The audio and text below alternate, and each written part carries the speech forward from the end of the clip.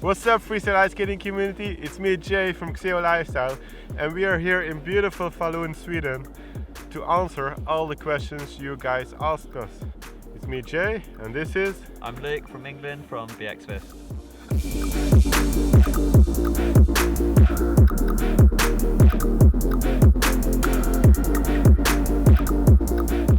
Alright, next question is from itsmoi.cj on Instagram.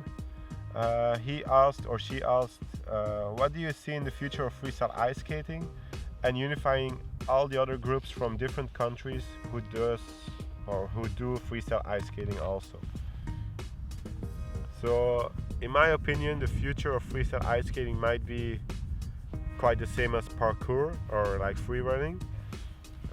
You might have people who only do the sport to be creative and to be busy, like doing sports, and maybe we have another part in the sports of people who do like more competitions.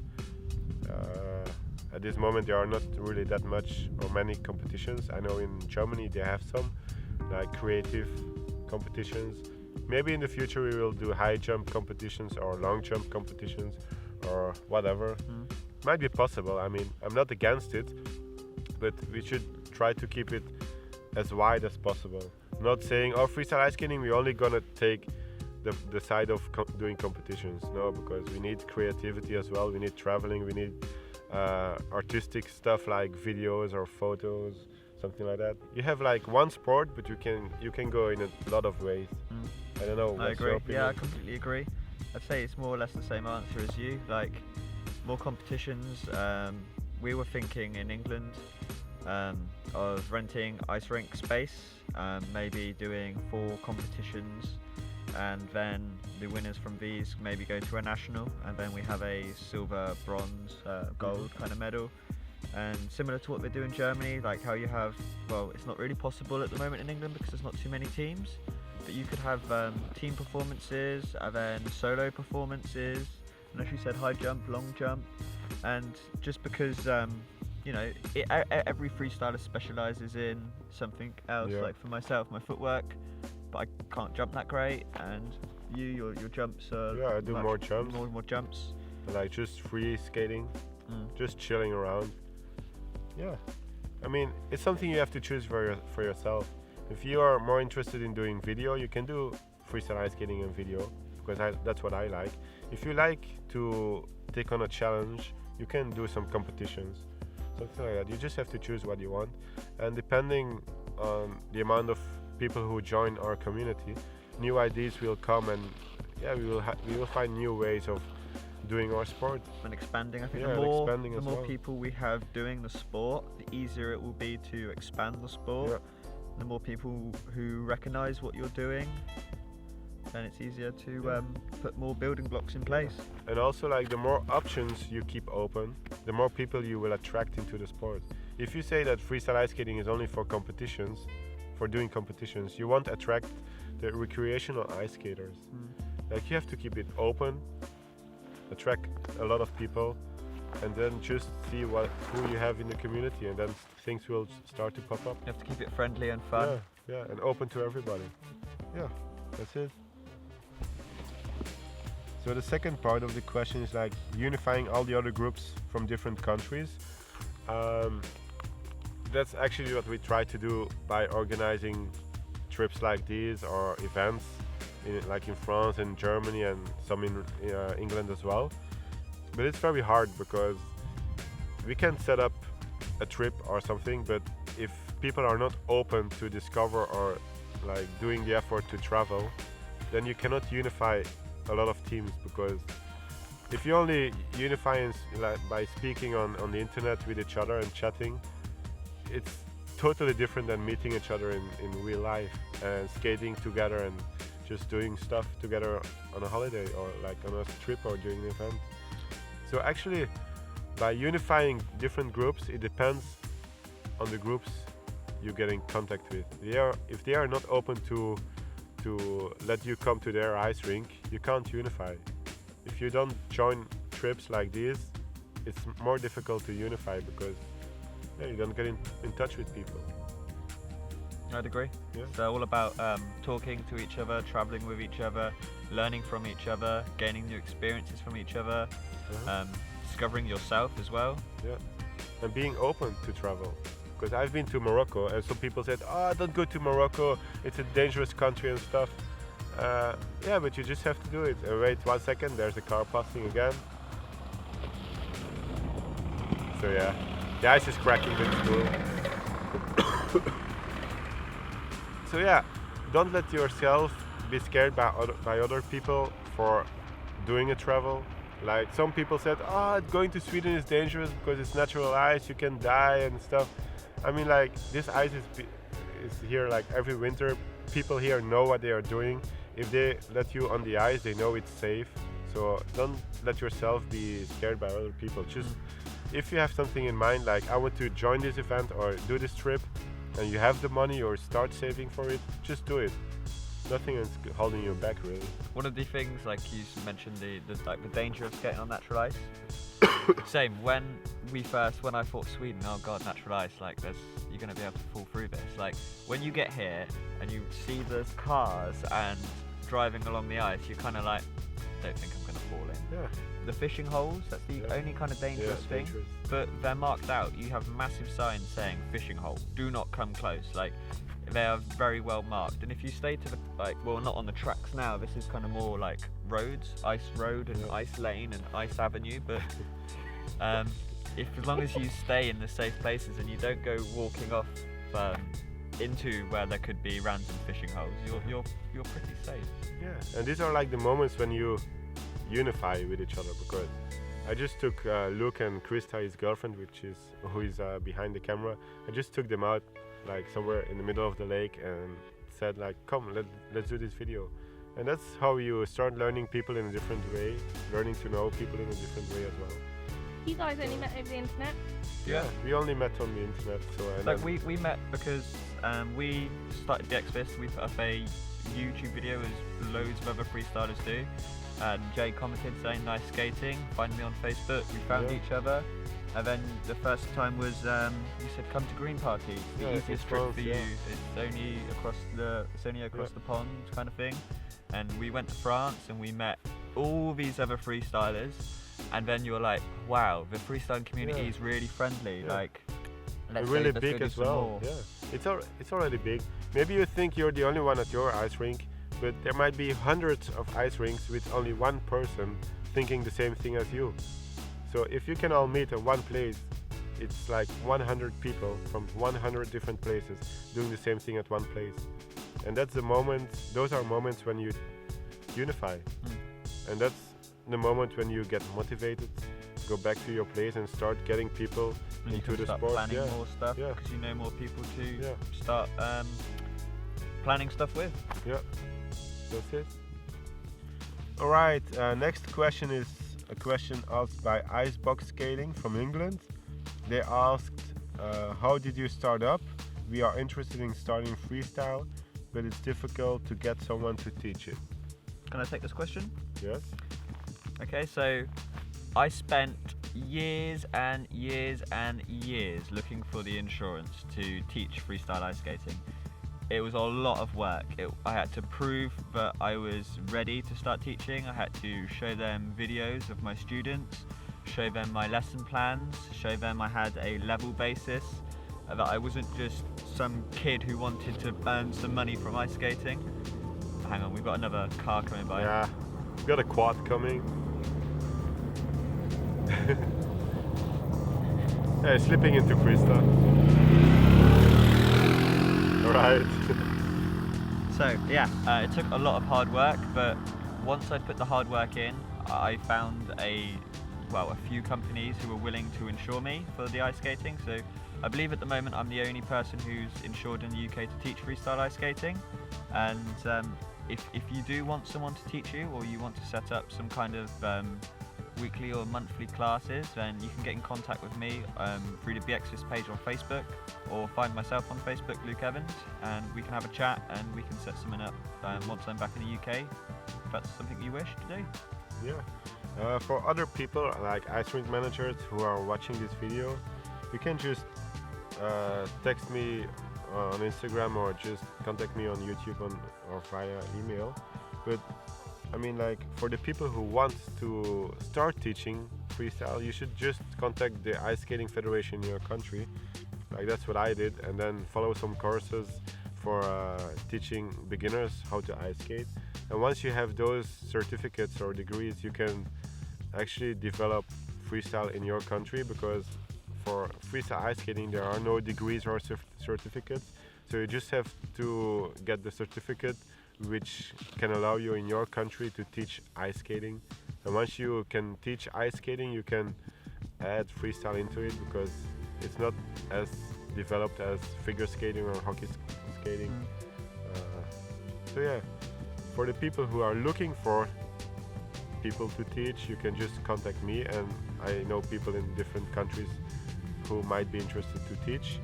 And if you want to teach, just look up the Ice Skating Association in your country and ask them what guidelines there are to start teaching ice skating. I know in England, for the federation obviously is NISA, the National Ice Skating Association. I contacted them and they said basically you have to do your coaching in figure skates, and you have to go through all your figure skating courses to be able to get up to the point where you can become a coach. Now, there's other ways you can do it. You could do your hockey training, but then again you have to know how to play hockey.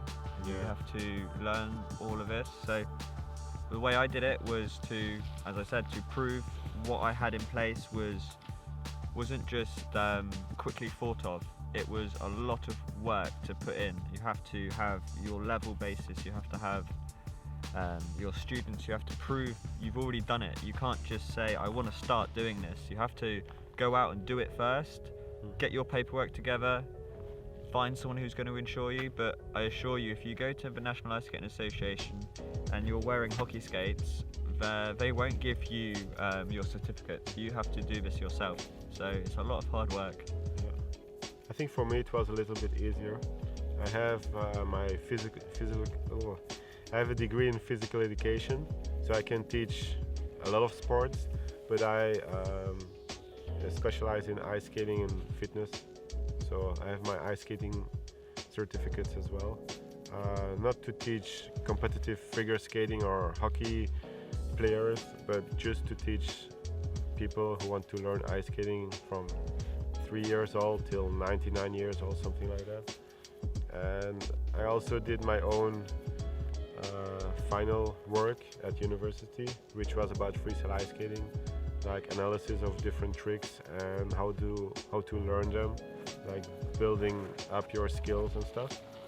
So yeah, there is nothing out there to teach freestyle ice skating. So it's all starting by yourself, actually. Maybe in the future we will get some things together, but I think we need a little bit more time and more people who are motivated and take the sport serious. What I would like to do with eventually in England is to have teach my own course. So people could come to me, ask to borrow or use my material, and I would teach them how I want it to be taught and what the necessary requirements are to pass each level, and for the coaches all to teach in a unified manner, so we're not all teaching different bits and bobs, but we all have one course which we all follow. And from there take it forward and spread it across the UK. Imagine if I only teach in one ice rink, it's a very tiny place. What I'd like to do is move out into the bigger ice rinks, into the Olympic-sized ice rinks. But it's a lot of proving yourself and a lot of this is what I've done, this is what I can do, this is what I want to do. Yeah, you basically have to convince the ice rink management that people are really interested in freestyle ice skating and that it can be a different way of income for the ice rink as well. Because that's what most managers of ice rinks think about. Money. Because ice time is very expensive, so you need the people to pay for the ice time. And if you have people who are interested to learn freestyle ice skating, you have a different kind of income for the ice rink. And one of the ways you can convince them to start with freestyle ice skating classes. Yeah. Alright, next question is from Momo Al Hindi.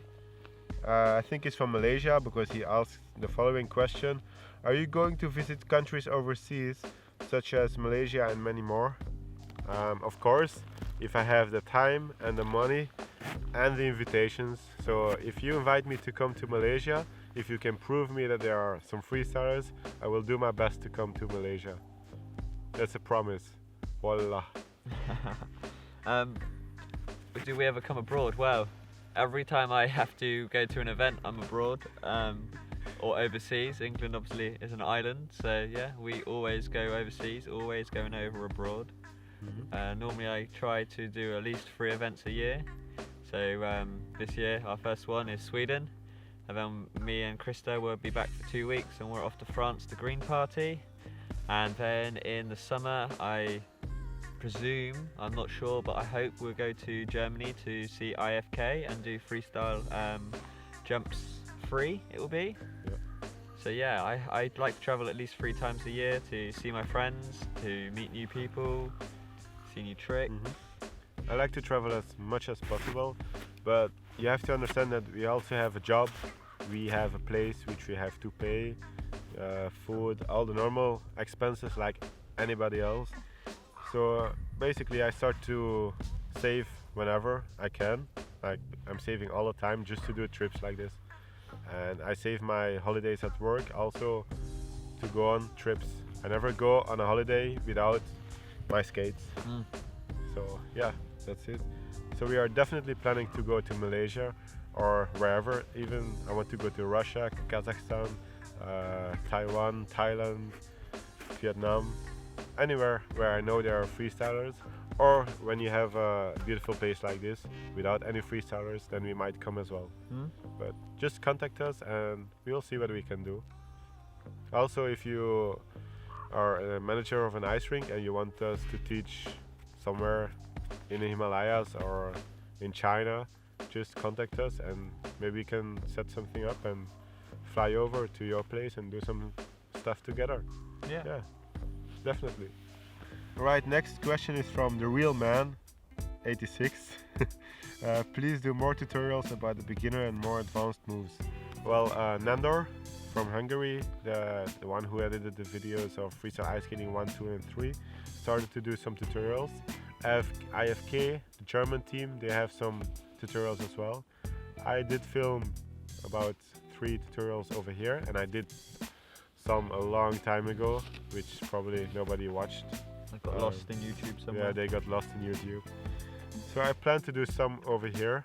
I want to do many more, but the reason is that I can't get ice time at my place, or if I pay enough I can get ice time, but I can't get it, and during public sessions there is too much noise, so I don't really like to do voiceovers. I just want to do it like I would teach you in real life. I know Nandor, he's very good at animations and stuff. I like it a lot, but that's not the way I would do my tutorials. There's it's not so much freestyle. Well, Dan Percival would hate calling his style freestyle, Yeah. but he does a lot of tutorials and a lot of his jumps are very similar or exactly the same as the jumps we do in freestyle ice skating. So if you want tutorials for jumps, I would check out ProLight. His YouTube channel is ProLight, or his name's Dan Percival, and he's from Michigan. Is it Michigan? I thought New York somewhere. Maybe New York. No, He's from Miami, America yeah. somewhere, okay? USA. And he's got many tutorials for jumps, so he's Anyway, a good person to check out. we are planning to make more tutorials here in Sweden. And yeah, I mean, that's something which we still have to work on, but it will come eventually. Because you also need different people to teach, because Luke can do tricks I can't do, and maybe the other way around, so we need different people to make different videos. Nandor makes videos in a different way that I would do it, but maybe people like it more the way Nandor does it. So you can, maybe we should start doing tutorials, and then people can choose the ones which they like most to watch and learn. And people, car. New car. You can hear it coming from a mile off. People also learn in different ways. So not necessarily if you watch one tutorial and you watch it maybe 5-10 times and you still can't work it out, maybe it's just you learn in a different way. So if you find another person who does a tutorial, they might be able to explain it in a better way for you. Yeah, because maybe you can do some tricks and somebody explains it, but you can learn tricks in different ways as well. Like at the moment, I'm trying to learn, the butterfly, and I'm finding it so hard. I can't get flat in the air. It's not a problem of being scared, it's a problem of not understanding how to get up like this. So I've had French people teach it me, but a lot of French people, the English isn't great. So what I need really is I need someone who can speak great English and understands what I'm doing with my feet better than I do myself. So yeah, always need different ways of being taught. You can have a tutorial online, but you also need some feedback about what you're doing. Because maybe you see a tutorial, you do some stuff, and there can be a minor thing which you don't know or don't realize what you're doing or what you have to do. And if you do the trick and send us maybe the video, we can say, oh, I tried it to do it a different way, and then maybe you can do it. So actually with tutorials you can achieve a lot, but you also need a kind of feedback, because that's how learning goes actually. You learn by steps and by getting feedback from different people, my opinion. Alright, next question is by Bjorn Beyers from South Africa. Hi Bjorn, alles goed?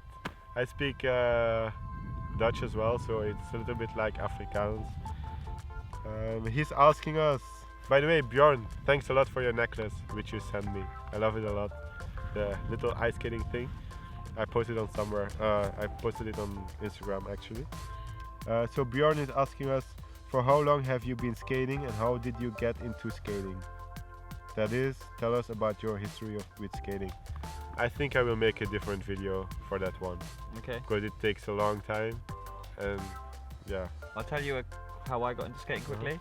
So I'd never been ice skating in my life up until I was 18. I'm 26 now.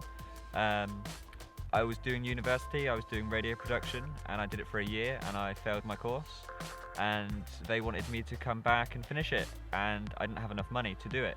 So I needed the job, and the ice rink near me had jobs going, so I became an ice marshal, and I'd done a lot of rollerblading before, so my general kind of balance on the ice was okay.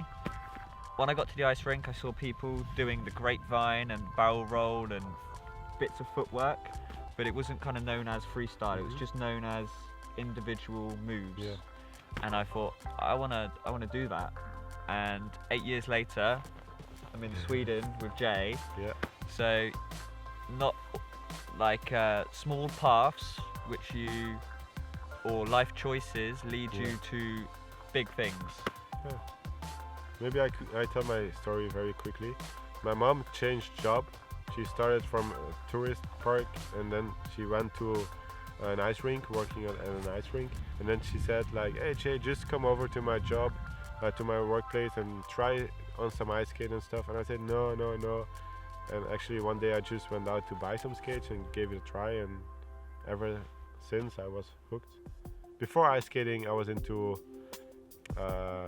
swimming, professional swimming, and rollerblading as well. So going from blading to ice skating is not a big change, but actually that's very quickly how I become an ice skater, because of my mom's job. She worked at an ice rink, and she dragged me to the ice rink to try ice skating.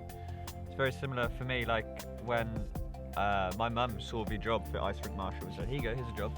And I said to my mum, I don't want to ice skate, that's for girls.